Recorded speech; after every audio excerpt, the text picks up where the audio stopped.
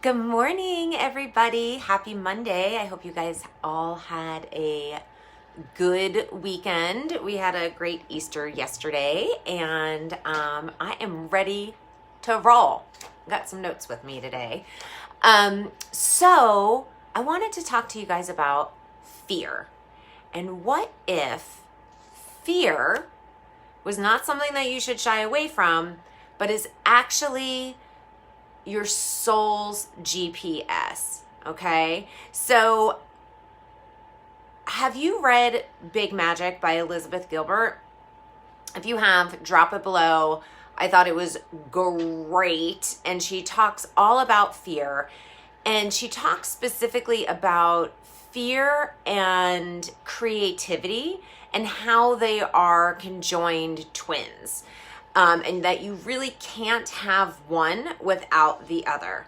I like to take that a step further because, as you know, or maybe you don't know and you're just learning this now, your subconscious mind is where your creativity lives. It also is where your spiritual connection lives.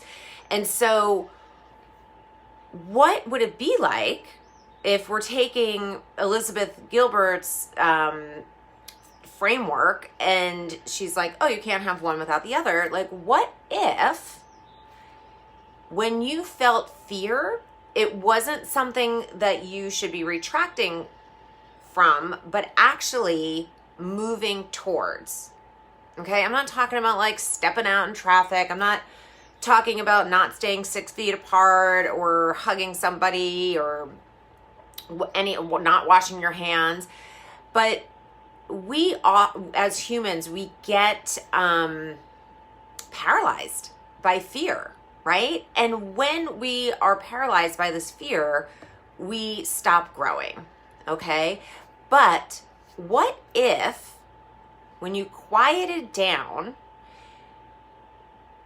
and you actually listened to that fear and you were like, oh, okay, all right. Like, because fear right now, like fear has, okay, let me take a step back.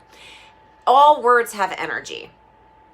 And we have created the word fear, which is to have this experience in our body that has a negative connotation, right? So if you all just close your eyes right now and you feel fear in your body, okay, you could feel what it feels like.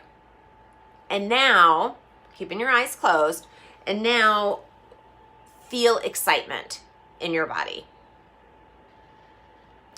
It feels the same way.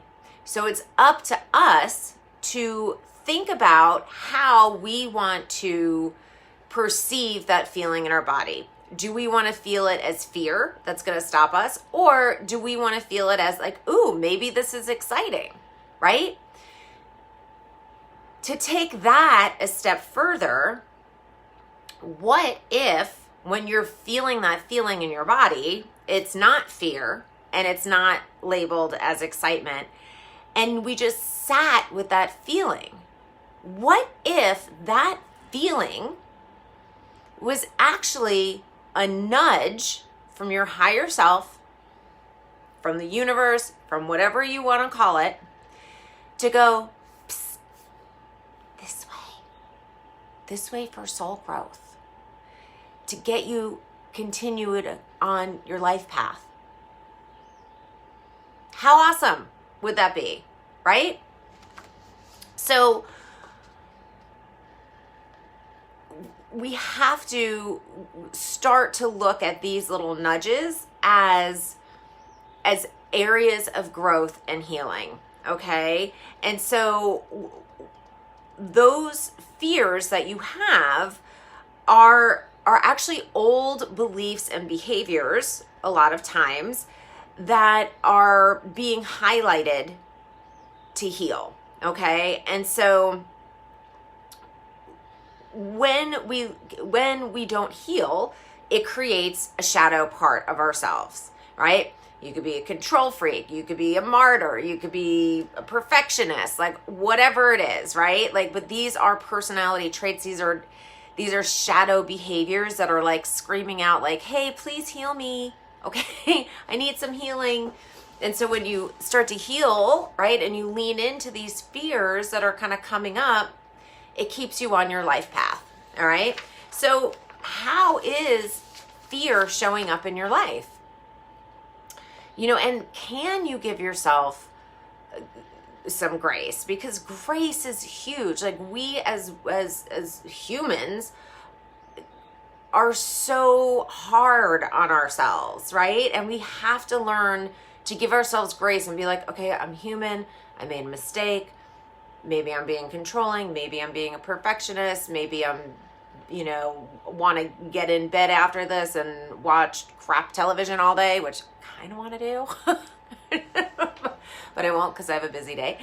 But we have to give ourselves some grace, and so, how are your fears showing up? Like, does it show up as control, or with finances, or being alone, or abandonment, or security, or unworthiness? Or does it show up like as the rescuer or caregiver? Or does it show up in addictions?